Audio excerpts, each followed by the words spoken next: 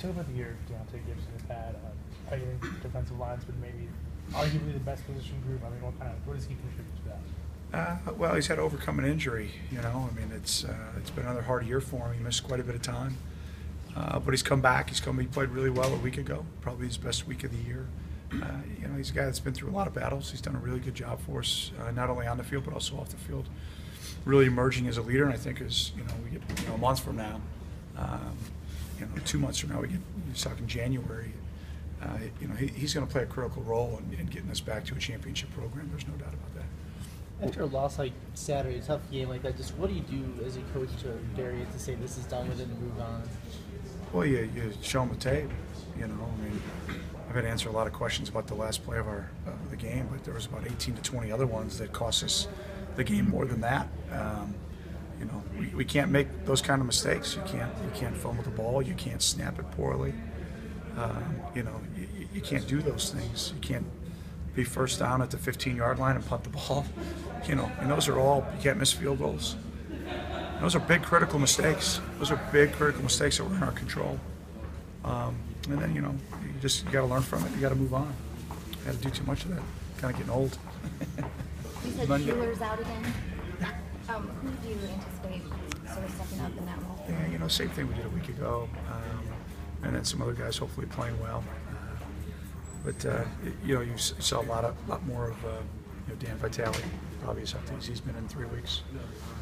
So hopefully he'll continue to stay healthy through the end of the week. It's important. You detailed the issues with the offensive line that front. Yeah. How do you go?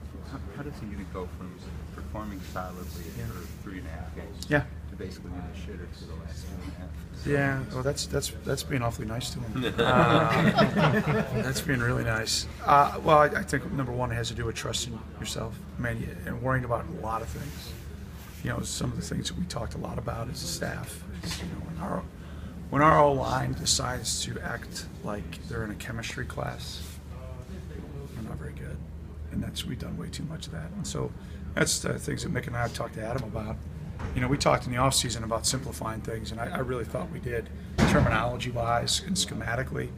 And I thought we saw some positive things from that. But then you got to game plan, and you got to put little things in. And getting way too much paralysis by analysis. I mean, way too much. I mean, that was like the 4th and 2 play. That's a good call, and we don't block at the point of attack. That's just inexcusable. That's where we're at right now. We just got to keep coaching the guys, keep them to play fast. Following up on that, is that what you said yesterday on the Big Ten call? And I really didn't know what you meant. Yeah. You said like when this team overthinks, it's a disaster. Yeah.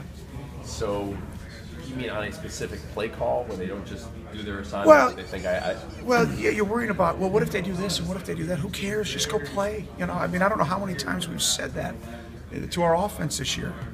Yeah, we understand that we've prepared you for AB, as much as we can, but just go play the play. Go play the play. And, a lot of that has to do with, I've been that guy. I was that guy my sophomore year. It was trying to be perfect, and that's not football. Football is not perfect. Just go play hard.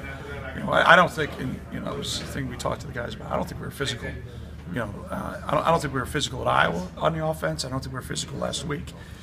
We're catching things. We're not attacking, and it's been a big point of emphasis. Really since the Iowa game, and we're not consistent enough there. Last year, there was a lot of fretting, it seemed like, about the cornerbacks, who was playing well. This year, we haven't really heard as much about that. Listen to the storyline. Have you liked how Nick and Matt have kind of progressed? Yeah, well, first of all, we weren't very good a year ago. We had a lot of injuries happen, and then we just weren't very consistent at that position. And so we had competition. And we go through basically most of the summer with really good competition. I think it helped Matt and Nick, and then we're, 3 weeks in, and we lose 2 of the guys who were part of that competition, and DJ and Dwight. So I think that competition really helped those 2 guys. I think Matt, for a younger player, sophomore, is a really special player. I've said it a bunch. He reminds me a lot of McManus, a lot of Sherrick, a lot of pride in the way he plays. He does it every rep. I wish we had more depth, because then we could have him more involved in the kicking game. Mm-hmm. We've gone into some games with 3 corners this year. It's a pretty scary proposition. And so we've been very fortunate that Nick and Matthew stay healthy. And really, outside of the Iowa game with Nick, I think Nick's played really well. And I mean, you got to credit their guys. I mean, Iowa. I mean, they were on fire. I mean, just on fire.